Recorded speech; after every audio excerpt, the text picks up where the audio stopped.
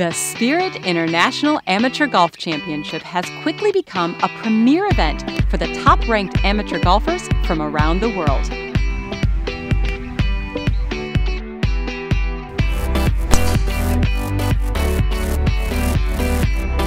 Like any great story, the 7th edition of the event, the 2013 Spirit International Championship, had its share of unexpected challenges and remarkable successes, which made for one of the most exciting Spirit events to date. 80 of the most talented amateur men and women golfers, representing 20 countries worldwide, arrived in Houston, Texas, ready to compete for team and country and determined to bring home the coveted Spirit Gold Medal. Each country is represented by its 2 best men and women golfers who participate and embrace the true meaning of the Spirit International, bringing the world closer together. But the Spirit isn't just another amateur golf competition. Since its inception in 2001, it has showcased many of today's brightest stars who've participated and shared in the global goodwill of the Spirit. I mean, it's the greatest honor you can get, in any kind of sport, I think, at my age. Anytime you get to play for your country, especially, how patriotic I am, it's such a great honor, and I was so thrilled to get the call. Being able to have the experience of playing for your country and this not being the first time will help a lot to, having success. Here's what makes it such a unique, notable, and sought-after event for amateur golfers. The Spirit International is contested at Whispering Pines Golf Club, located 90 miles northeast of Houston, Texas, along the shores of Lake Livingston. Like the Masters and Augusta National, where Bobby Jones and Clifford Roberts had a special vision, Whispering Pines is blessed to have its visionary in Corby Robertson, who founded the Spirit International. So they come from every continent, and we bond them together in Olympic Village. And so it's a great golf course, it's a great golf tournament, but it's more than that. And the reason I can tell it means something to them is you see Paige McKenzie as the U.S. captain right now. We had Patricia Newman from Sweden as the captain. We got a captain who's on the LPGA Tour from France. We've had Paula Creamer, Lorraine Ochoa. We've had probably 5 or 6 pros take a week off their pro career and come back here and captain their teams. So the point is they play in golf tournaments every weekend. This meant something to them. The teams compete in 4 rounds, played on one of the most breathtaking and strategically designed championship courses in the United States. Each and every player has a similar response as they round the corner and catch the first glimpse of Whispering Pines Golf Course in Trinity, Texas. And the course is awesome. The greens, I've played on a lot of Bermuda greens, and there's nothing that matches this I've seen so far. So it's awesome. Players come from all over the globe. India participated for the very first time and really captured the spirit of this amazing event. Well, it's my first tournament in US, and I think India has been invited first time for the Spirit tournament, so we are really thankful to the organizers for giving us this beautiful invite at a beautiful place of Texas. The Spirit International is a 4-day, 72-hole competition where the men's and women's team best ball score is combined for the international team competition. In addition, there's a men's and women's team competition and individual competitions.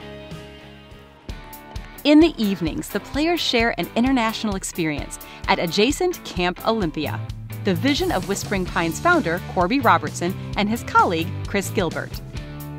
At Camp Olympia, players get to leave the competition on the course and spend the evenings together with great food, music, games, and camaraderie. After traveling to Texas, some from the other side of the world, being welcomed with the global pageantry of the opening ceremonies, heading to Trinity, settling in, a day of practice with their teams, working with their captains on strategy, and spending some much-needed downtime with new friends. These 80 world-class golfers, some as young as 14, were focused and ready for the Spirit. But early in the morning on round 1, and for the first time in Spirit history, the skies opened up and poured down on the players, captains, caddies, and spectators. You'd think that the rain would dampen spirits, But because of the terrific staff and volunteers and the positive attitudes of the players, the day was spent regrouping, resting, and relaxing back at Camp Olympia. The break-in schedule gave us a chance to sit down with some of the team captains and Spirit leaders. Because as soon as I found out what it was about, I wanted to be a part of it. And then when I arrived here, I didn't know what to expect. I knew it was going to be a great international competition. And I think what sets the Spirit apart from any other amateur event I've ever played in is the fact that there's so much going on off the golf course. You can play against the best in the world at certain other events, but you don't get the experience that you do at the Spirit at these other events. Day 2 arrived, and we watched in amazement as the skilled grounds crew swiftly cleared and prepared the course in record time. Thanks to a gallant effort by Mike Dekoff, Director of Agronomy, and his all-world crew, play was resumed just hours after receiving 7 inches of rain. By early afternoon, the sun was shining bright, as was the leaderboard, and the players resumed round 1. With the resumption of play came live updates on our exclusive webcast, broadcast around the world through our partnership with Roku. This web stream, along with real-time and continuous video features, highlights, and social media updates, showed hole coverage from holes 13 through 18 and included analysts and coverage from our broadcast talent team of Will Haskett and Mark Immelman. 2013 also featured live updates from the Golf Channel.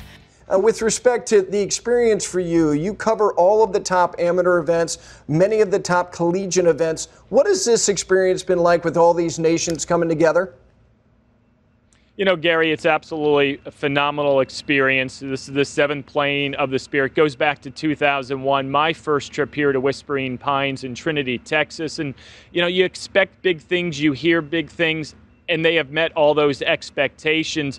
It starts with Corby Robertson, the visionary for this. He started Camp Olympia back in 1968, and he had a dream, and he made it happen. A lot of people can say it, but he actually executed the plan. Eric Fredrickson, the tournament director, Chris Rowe, the head professional here. You know, how about Deke, the superintendent? All the rain that they had, nearly 7 inches in a 24-hour window to get this golf course playable and have one of the great amateur events in the world pretty much go off without a hitch. It's so impressive, and we've seen the festivities. It really is something that creates memories for a lifetime. It is more than golf. It truly is an experience, and it's been a lot of fun being a part of it for the last few days. Well, thank you for all the information. We look forward to you putting a bow on this for us on Morning Drive tomorrow. There's Steve Burkowski, our college golf insider, and really an expert when it comes to the amateur game as well.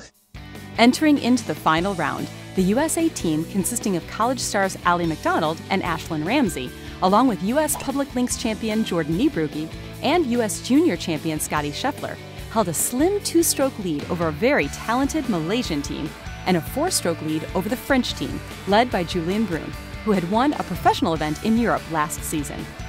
In addition to the competitive drive to win the international team gold medal, the men's individual competition was a battle between several international players. For the first time in Spirit history, a sponsor exemption was extended to the men's individual player with the lowest score. Thanks to the graciousness of Bobby Patton, tournament chairman at the Crowne Plaza Invitational at Colonial, the low men's individual at the Spirit would receive an exemption to that PGA Tour event in May of 2014. And on behalf of our title sponsor, Crowne Plaza, and the membership at Colonial, we're very pleased to announce that we're going to extend an invitation to the winner, the men's winner actually, of the gold medal here at the Spirit to come play our event in May, which will be Memorial Day weekend. The American team got off to a sluggish start in the final round, with Malaysia, France, and Finland all gaining ground on the front 9 and coming within striking distance. But thanks to a birdie blitz by Scotty Scheffler, who made 6 birdies on the back 9, Team USA captured its 2nd straight international team gold medal. France took home the silver medal, finishing 6 strokes back, and Malaysia captured the bronze medal 8 strokes back. The French girls picked up the women's team competition. The course is amazing. Yeah. The greens are really fast, and with great conditions, it's really great. Yeah. And 2-time Spirit player from Canada, Brooke Henderson, won the individual women's competition. Oh, it's an amazing experience here at the Spirit for sure. the time at the camp. It's always so much fun. There's so many activities to take part in, and you get to know the other countries and your own teammates really well. The staff is amazing. You get to play an amazing golf course, Whispering Pines. It's so beautiful and immaculate condition, despite the harsh weather conditions we had at the start of the week. And everyone here is just great. And like I said 2 years ago, as soon as I left, I wanted to come back. So I was really happy when I got the chance this year. But there was still golf to be played in the men's individual competition, where 5 players tied at the end of regulation, vying for the PGA Tour sponsor exemption. So playoff time at the Spirit. Tony Hakula, Finland; Julian Brun, France; Daniel Genevray, Sweden; Jordan Niebrugge, USA; and Scotty Scheffler, USA, all went back to the 18th tee to determine who gets the PGA Tour sponsor exemption. Finally, on the 3rd playoff hole, it was Julian Brun, winning the golden ticket to the Colonial and a PGA Tour event. I get a little list of people to thank. So first off, sorry for being that long to play, but it was a lot of fun with those guys, and I would like to congratulate them for good playing this week, and a special one for Daniel. I played college golf with him for 2 years. He's been at TCU Horned Frogs as well, and we've been really close. So you get it, you deserve it, and keep going. So then I would like to thank the golf course here, and the greenkeeping, the superintendent. Everything was wonderful this week. After that much rain the first day, I couldn't believe how good were the greens, and the greens just kept getting better and better, and that was just really impressive. So congrats to you guys, and thanks a lot for that. It was a climactic ending to a memorable week of fantastic golf and fond memories. The Spirit International, where the world comes closer together through the great game of golf. Catch the Spirit.